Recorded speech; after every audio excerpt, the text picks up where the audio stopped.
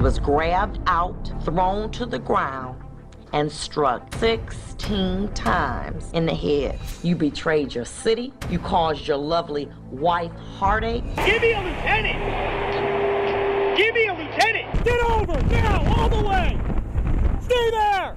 But just understand with that many counts, it's going to take me a minute or two to... Cameron Lamb is dead, and Eric DeValcanair killed him. That's undisputed. Some cops are scum, thinking their badge is a free pass to commit crime. But guess what? The courtroom has other plans. In this video, we're diving into those jaw-dropping moments when dirty cops get owned in the courtroom. On July 13th, 2021, former cop Zachary Wester found himself in court, waiting for a verdict on his crimes. But the most shocking part? He was facing 67 charges of racketeering and was looking at some serious jail time.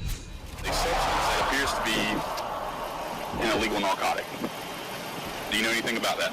I do not. Have you ever seen this before? No. No, what is that? I'm just trying to figure out how that stuff got in your car.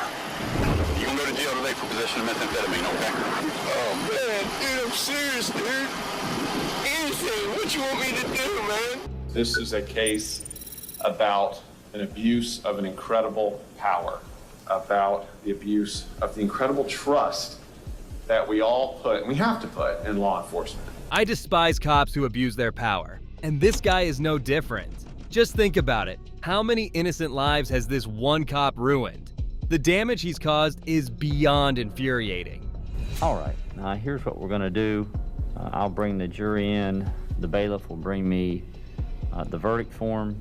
I will review the verdict form. There are over 60 counts, so it's going to take me a couple minutes because it's my responsibility to make sure that the verdict form is completely filled out, signed, and dated. So please give me a second to go through that verdict form to make sure it is correct. If it's not correct, then I'll have to bring the attorneys up and we'll have to talk about how we're going to deal with it. But just understand with that many counts, it's going to take me a minute or two to go through it before I hand it to the clerk. The fact that the judge mentioned it'd only take a few minutes to go through the charges, that's the most horrifying part for me. An officer of the law facing 60+ charges? That's downright terrifying as a citizen of this country. I'll ask the clerk to go ahead and publish the verdict. In the state of Florida versus Zachary Tyler Wester, case number 19-CF-431. We, the jury, find as follows as to the counts charged and the information. Count 1, guilty of racketeering as charged. Count 2, not guilty. Count 3, not guilty. Count 4, not guilty. Zachary Wester was found guilty on 19 of his 67 charges. He was convicted of 3 counts of official misconduct, 3 counts of perjury, 3 counts of fabricating evidence, 4 counts of possession of a controlled substance, 3 counts of possession of drug paraphernalia, 2 counts of false imprisonment, and, of course, 19 counts of racketeering. Wester, 28, was sentenced Tuesday to 12.5 years in state prison in connection with 19 guilty verdicts handed down in May. But unlike this case, with a case so ridiculous it's hard to believe, a fake cop patrolling the streets, acting like the real deal, until he landed in front of a judge. Oh God, not him again. In May 2021, Jeremy DeWitt was arrested and brought before a judge. But here's the kicker. This wasn't his first run-in with the law. Not by a long shot. DeWitt had a history of interactions with the police, each one spiraling further and further in the wrong direction. Go! Go! Last vehicle, the silver. What's wrong? Law enforcement. I'm sorry? You guys law enforcement? Are you okay? I'm great. Are you law enforcement? I'm asking you a question. Are you okay? If you're not law enforcement, I'm not stopping for you. Listen, if you keep going, we'll figure it out real fast. Let's figure it out real fast. Florida Statute 316, 1974 says we have the right of way with emergency vehicles. You need to sit tight, sir. No, I don't. You need to sit tight. Answer my question. I'm videotaping everything right now. I'll get your tag number. If you continue the way you are, we'll have to take care of the situation. I need you to sit tight. Let's break this down real quick. He's not just pretending to be a cop. He's threatening people who question his made-up authority. What kind of person does that? This guy sounds like a complete loose cannon. We're with Metro State, and we're a state-certified agency. You sit right there, please, sir.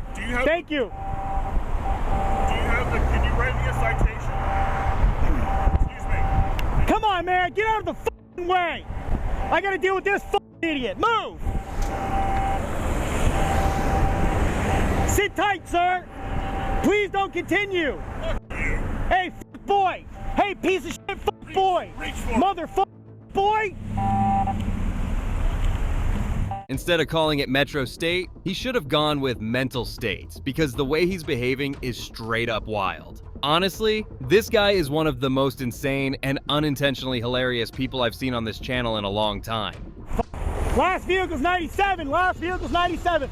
Motor one's moving.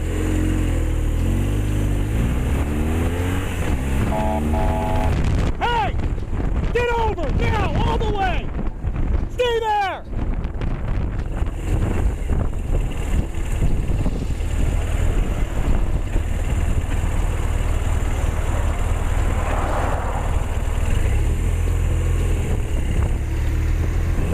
You! Out now! Where are the real police? How is this guy being allowed to harass normal citizens like this? He needs to be taken off the streets. Immediately. No way would I ever tolerate some fake cop trying to boss me around.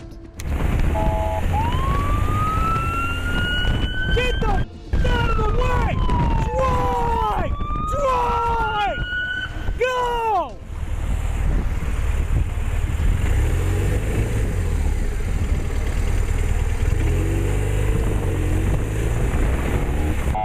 Dude, you're not paying attention. This is what I need. Stay there! What are you directing, dog? What are you directing, dog? I was trying to move that car back. Stop fucking arguing. Yes. Using inappropriate language with the citizens of this country. Truly the hallmark of a real police officer. What an absolute joke. I need a unit up here now so he can take over. What license are you? It's on my motorcycle, Sergeant. You want me to go back to my motorcycle? You want me to stand over here, Sergeant? Motorcycle? I can't, because unless you're going to put one of your cruisers here and hold this funeral, I can't do that. Here, Sergeant, to piss me off. Sergeant, I'm not trying to piss you off. Get your license. So you want to go? Okay. Get your license. Finally, the police have caught up with this guy. Honestly, his inappropriate language and blatant misuse of authority were really starting to get on my nerves. Sergeant, my vehicle's not stolen, Sergeant. I can tell you right now, everything's being videotaped on my body cam, Sergeant. Okay, you're so that's not a firearm, Sergeant. Let's go. That's a less lethal, Sergeant. So legally, for the per Florida statute, I'm allowed to carry that, Sergeant. 970. Go ahead and look it up, Sergeant. The vehicle's not stolen, Sergeant. I have the registration for the vehicle, Sergeant. I have the registration for the vehicle, Sergeant. Sergeant, get your lieutenant, please. There is no lieutenant. I'm Then in. get a captain. There is no captain. Then I'm in. get somebody that outranks you, Sergeant. Is this guy a parrot or what? He just keeps repeating the same thing, over and over again. DeWitt seriously needs to get his act together. The cops? They're not having it. They're done with his antics. Well, you have handcuffs. Make sure you have your body cameras running. Body cameras are running. Why you have handcuffs? I'm not talking to you, officer. Okay. I have the registration for that vehicle, Sergeant. I want everyone on this scene with their body cameras rolling. Wow. So this guy has handcuffs too? That's kind of weird, right? Is he really that delusional? Does he honestly think he has the power to arrest people? Pass on a double yellow. I stayed within inside the double yellow, which is legal for us in the state of Florida, per Florida escort. I can pull the statute as well. Somebody get zero, get with him and explain to him that's less lethal and per Florida statute 960, we can have that. He's saying I stole the bike, but it's registered to the company. But you're 15 in me and you're holding me here in front of all these people. We could have done this professionally, not like children.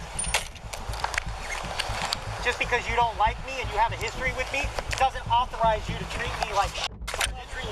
You are, Sergeant. Of course they have a history with him. With how comfortable he was just roaming the streets, bossing everyone around, I should have known this wasn't his first time pulling this stunt. That's because the Honda was stolen and we got the tag back from the Orange County Sheriff's Office and then we registered it to that motorcycle. And that motorcycle has that tag. And the Department of Motor Vehicles issued the registration sticker for that tag. Huh? Put him in the car. All right. Drop it down. In the car, dude. You just chill. If it's an issue, we'll figure it out. But you screaming and yelling isn't going to change that. Okay? Well, pulling me out and putting me in cuffs and doing this. When your car is, when it shows signal 10, stolen, it's a felony. So that's how it's done. Registration, and I have the registration on my phone, but you guys are refusing to listen. This guy's out here pretending to be an officer, but doesn't even know the law. If the tag comes back as stolen, it's a felony, plain and simple. But for some bizarre reason, he just can't seem to wrap his head around that. Your leg up. So once we get in, I'll explain what they want to do. And then, yeah.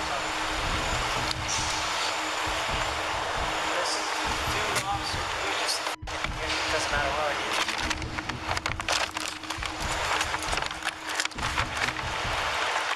You'd think a trip to the police station would finally shut him up, right? Well, you'd be sadly mistaken. The moment he got out, he went right back to his antics, as if nothing happened. Oh, God, not him again. It's Jeremy. Don't reach for that firearm. Walk away from your bike. Keep your hands up. Keep your hands up. Go down to your knees. Do not reach for that firearm. You're being secure because you're openly carrying a firearm. What? You're openly carrying a firearm. Pepper ball, you already know that. I do not know that. That is a firearm. That is a firearm right now. All right, Jeremy, you're being arrested for carrying a concealed weapon. Concealed? It was in plain view. That's not plain view. That's concealed. That holster's concealed. What are you talking about? Who does this guy think he is? First, it's handcuffs, then a firearm. If you want a lesson in how to get yourself locked up fast, just watch more DeWitt videos. This guy is incredibly dumb and downright stubborn. Give me a lieutenant! Give me a lieutenant! It was in plain view! It's in plain view! Give me a lieutenant! Sit down! Sit down and be quiet! Where's the lieutenant? Where's the lieutenant? Where's the lieutenant? Give me a lieutenant! This is not... Are you listening to me? Are you listening to me? I'm a deputy. I'm not an officer. You don't tell me what to do. I understand. Stop yelling at me, and I'm going to stop yelling at you. Do not yell. Do not raise your voice at me. Yes, sir. Do you understand? You've already asked the sergeant for a lieutenant. You don't get to pick and choose who comes to the traffic stop. Glad to see this deputy finally put him in his place. This guy clearly has a problem with authority. First, he tries to impose it on everyday citizens, and then on the cops who are arresting him. Can you show me on here anywhere, I mean, I don't know why you'd have a light on a less lethal, but can you show me anywhere on here where it gives anybody the idea that this is not a firearm, that it's a less lethal? I can't answer that. I don't make those. But you know they're lethal. No, I'm asking. If I saw this, I wouldn't know that. That's where you're. But you can say that there's somebody else. Okay. I've only seen this guy for a few minutes, and I can barely stand him. I can't even imagine how infuriating it must be to deal with him in real life. And after getting arrested several times, he still doesn't show an ounce of guilt. Hunter, I'm sorry. I was on bond. They revoked my bond with a new charge, but that charge was dropped. He has That's what they do. approximately 10 or 11 other cases that he's currently in first. Oh, you got a bunch of different cases that are keeping him. Jeremy DeWitt was released on bond, but he's still yet to stand trial for impersonating a police officer, a crime that could land him a 5-year sentence. Just like in this case, the next cop also faced a severe punishment for his transgression. You betrayed your city. You caused your lovely wife heartache. On January 28, 2015, 58-year-old Floyd Dent was simply driving when he was stopped by Officer Melendez for a minor traffic offense. But what Melendez chose to do next, well, that's what led to him facing punishment. January 28, 2015, where his life changed forever. He was stopped by the defendant, a then Inkster police officer, and his partner, Officer Zelenuski. Mr. Dent was stopped for a minor traffic offense and ordered out of his vehicle. With his hands extended out of his driver's window, he was grabbed out, thrown to the ground, and struck 16 times in the head by the defendant. These types of scum are the ones that defame our police force. They misuse their power on the very people they're sworn to protect, and then have the audacity to act like the victim. Pathetic. The responding police officers arrived as the defendant is wrestling the defendant to the ground. Mr. Dent was struck, kicked, and tased while on the ground. by what appeared to be a group of angry, anxious police officers that celebrated after the defendant was beaten and cuffed. I just don't understand how these kinds of cops can even live with themselves. These officers are a clear sign of the deep-rooted problems within our police force. Problems that need to be dealt with immediately and with force. But the one image that struck out to the court was looking at Mr. Dent in his cell, shaking his head in disbelief of what had occurred to him. If his conduct was indicative of what he was thinking, I would have thought this: what crime did I commit? Being a black man in a Cadillac, stopped for a minor traffic offense by a group of racist police officers looking to do a nick. Melendez, one of the stupidest officers I've ever seen. How do you commit something like that on camera and actually expect to get away with it? He's ruined himself for life. He'll never be seen the same way again. The purpose of it was to harass and degrade a motorist in Inkster. The man chosen for your game was Floyd Dent, a black man. The game went like this. Let's follow a car in a known drug area, and based on your years of training experience, you knew that the motorist would likely be a black person. No license, armed with a gun or drugs in a vehicle. Took me several days to read the letters that people sent talking about your character, about the man that you are, about how you went in Westland and helped to save 3 senior citizens from a burning building. 3 of those letters, I believe, were from African Americans, and one even professed to be like a mother. One or two things: either they're all racist, or there's something redeeming about you that somehow in some way you forgot that night. The old fake letters trick, classic move. Does Melendez really think he can pull this on the judge? He's just digging himself deeper and deeper into a hole. And honestly, I'm here for it. At the station, the other eye of justice captured you and your posse making fun of Mr. Dent, mimicking him struggling while you all wiped the blood off your uniforms with disinfectant while he watched. Such an awesome, caring, properly trained police officer. You led your fellow officers down a path of cowardly behavior. You betrayed your city, you caused your lovely wife heartache, and you caused Mr. Dent severe anguish. Tell him to make fun of Mr. Dent now. I bet he doesn't have the guts anymore, not after getting himself into such a massive pickle. Today, I can only punish your conduct, but only you and God can change your character. I've had an opportunity to listen to both sides. And I had to say this because I didn't say this during the trial. But it was my privilege to be able to oversee this trial because I had great lawyers. Look at his face. This man isn't guilty or emotionless because he feels bad for what he did to Mr. Dent. He just feels bad because he got caught in the act. I am going to commit you to the Michigan Department of Corrections. However, after weighing the allegations in this particular matter and looking at all the circumstances, including what you've done and who the person I really believe that you are, I'm going to commit you to the Michigan Department of Corrections as to count 1 for no less than 13 months, no more than 10 years. As to count 2, I'm going to give you 90 days credit for time served and close it out. Of course, it's going to give you 85 days for credit. You have 42 days to appeal my decision. That concludes the matter. Thank you. He should be thankful he only got this much time. He deserves to be locked up for way longer than that. I am truly sorry that you believe my actions were unjust. Please have faith in your law enforcement officers, for many of them would risk their life for yours. Melendez even went as far as to claim he suffered from PTSD, but honestly, I'm not buying it. And neither did the judge. So his little plea?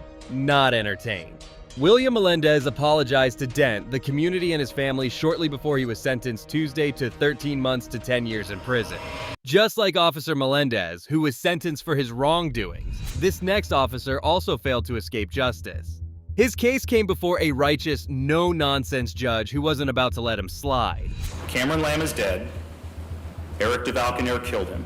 On December 3rd, 2019, Eric DeValcanier was alerted to a crime allegedly committed by Cameron Lamb. But when he arrived at Lamb's property, everything went horribly wrong, and soon enough, he found himself in court facing the consequences of his actions.